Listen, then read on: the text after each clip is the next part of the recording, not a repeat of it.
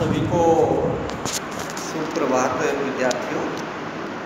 जैसा कि आप सभी को विदित है, जो कोरोना महामारी चल रही है उसके कारण महाविद्यालय में जो नियमित अध्यापन कार्य है वो बाधित है। उसके तहत जो नियमित अध्यापन बाधित है उसकी क्षतिपूर्ति के लिए महाविद्यालय में आपको विषयवार ऑनलाइन वीडियो बना करके अध्यापन कार्य करवाया जा रहा है। पिछली कड़ी में आपने कला का अर्थ और परिभाषा को पढ़ा, कला के अर्थ और परिभाषा को जाना प्रथम इकाई के अंतर्गत। अब आपको उससे आगे की रूपरेखा की ओर लेके जा रहे हैं।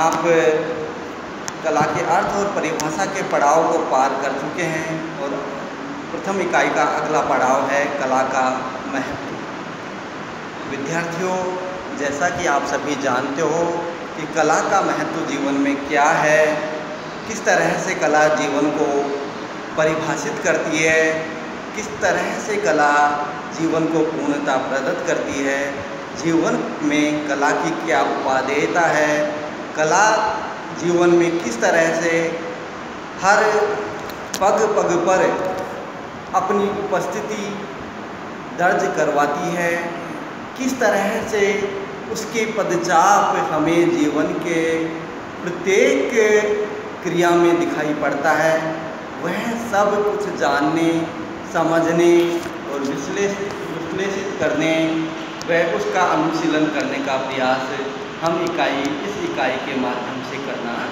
चाहेंगे। विद्यार्थियों, जो कला का इतिहास है वह मानव जीवन के इतिहास के साथ ही प्रारंभ हो जाता है। मानव जीवन के इतिहास के साथ कला के इतिहास की शुरुआत हो जाती है और यह इतिहास यह साबित करता है कि कला मानव जीवन के उद्भव के साथ साथ विकास की जो क्रिया है उससे गहनता से जुड़ी हुई है। आज के युग में हम कहें कि जीवन की प्रत्येक क्रिया ही कला है तो यह कहना अतिशयोक्ति नहीं होगा। यह कहना अतिशयोक्ति नहीं होगा। हम कला में विशेषतः इस इकाई के अंतर्गत चित्रकला और मूर्ति कला के विशेष संदर्भ में ही कला के महत्व का अध्ययन और अनुशीलन करेंगे। तो जीवन की प्रत्येक क्रिया ही कला है। कला के बिना किसी भी वस्तु में सुंदरता नहीं आ सकती। कोई भी कार्य बगैर कलात्मकता के सर्वश्रेष्ठ नहीं बन पड़ता। कलात्मक कौशल के अभाव में कार्य करना बेईमानी सिद्ध होता है। वह अपने जो चरम फल तक निष्पत्ति तक नहीं पहुंच पाता, क्योंकि कला जो कोई कार्य है वो कलात्मक कौशल और विशेषताओं के साथ जब किया जाता है तो उस विशेषताओं के समावेश से उस कार्य में एक कुशलता आती है। वह कुशलता ही उस कार्य का सौंदर्य है। वह कुशलता ही इस कार्य का सौंदर्य है और जो सौंदर्य है वह जीवन में एक मृदुता, एक अच्छी चरम परिणति कार्य की सिद्ध करता है।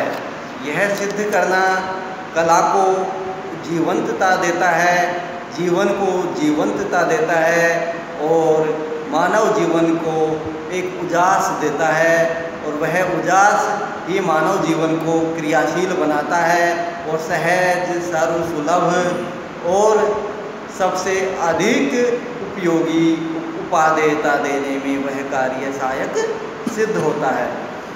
जैसा कि आप सभी को विदित है, कला का कार्य प्रत्येक पग पग पर दिखाई पड़ता है। उसके पद चिन्ह हमें हर काल में दिखाई पड़ते हैं। यह निर्बाध रूप से गतिमय है। यह कला ही है जो जीवन को एक दिशा देती है, जीवन को कलामय करती है। कलामय जीवन ही मानव के लिए अलंकरण की तरह है। कहा भी गया है कि कला विहीन पुरुष साहित्य, संगीत और कला विहीन पुरुष सींग विहीन पशु के समान है। सींग विहीन और पुच्छ विहीन पशु के समान है, क्योंकि जिस तरह से पशु की गरिमा उसके अवयव मूंछ से अधिक होती है, उसी तरह से कला भी मानव की गरिमा को प्रभावित करती है, मानव की गरिमा को बढ़ाती है और मानव की गरिमा को निपुणता प्रदत्त करती है।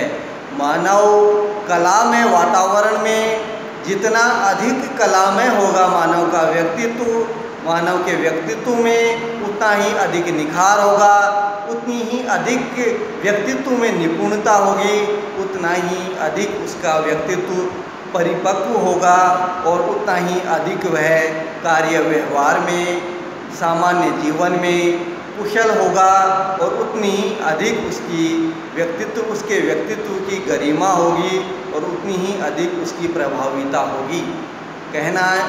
कहने का तात्पर्य अभिप्राय यह है कि कला, जिस व्यक्ति में जितनी कम कला कुशलता होगी उसके जीवन की प्रभाविता उतनी ही कम होगी, और जिस व्यक्ति में जो कला कौशल का स्तर बढ़ता जाएगा, कला कौशल का स्तर जो आगे बढ़ता जाएगा, त्यों उसके व्यक्तित्व में, उस व्यक्ति के व्यक्तित्व में निरंतर निखार आता जाएगा। और जो व्यक्ति 64 कला निपुण है, सर्व कला संपन्न है, वह व्यक्ति जीवन में उतना ही अधिक सफल भी सिद्ध होता है। इसका जीवन के हर पक्ष से, भाव पक्ष और जीवन के आंतरिक और बाह्य दोनों गुणों से बिल्कुल तारतम्य है। कला जीवन के आंतरिक और बाह्य दोनों स्वरूपों को निखारने का एक उपादान है, और यह उपादान जीवन को एक जीवंत दिशा में प्रकाशमान करता है, जाज्वल्यमान करता है।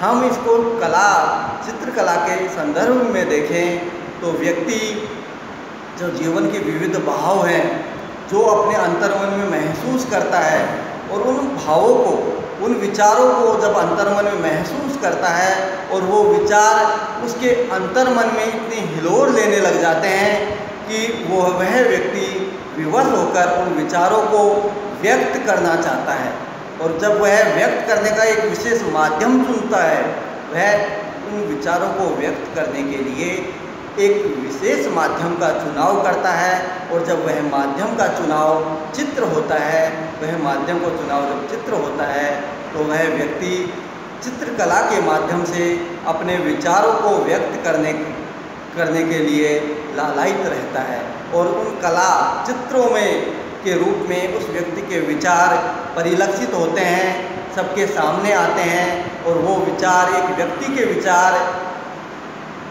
की गरिमा, उसकी ऊर्जा, उसकी ऊष्मा अन्य लोगों तक पहुंचती है और उनको भी कहीं न कहीं प्रभावित करती है, उनको भी कहीं न कहीं प्रकाशित करती है। अंधेरे से उजाले की ओर ले जाने का एक प्रयास कलाकार अपनी कलाकृति के माध्यम से करता है। वह कलाकृति कलाकार का वह प्रयास है जिसके माध्यम से वह कलाकार, चित्रकार अपने विचारों को एक मूर्त स्वरूप देता है, एक आकार देता है। अब तक उस कलाकार के आकार अनगढ़ थे, ये कोई आकार नहीं था, और वो विचार एक अमूर्त थे, पर वो अमूर्त विचार एकाकार होकर के एक स्वरूप प्राप्त करके मूर्त स्वरूप उनकी कलाकृति के माध्यम से प्राप्त करते हैं, और प्राप्त कर वह जीवंतता प्रदान करते हैं और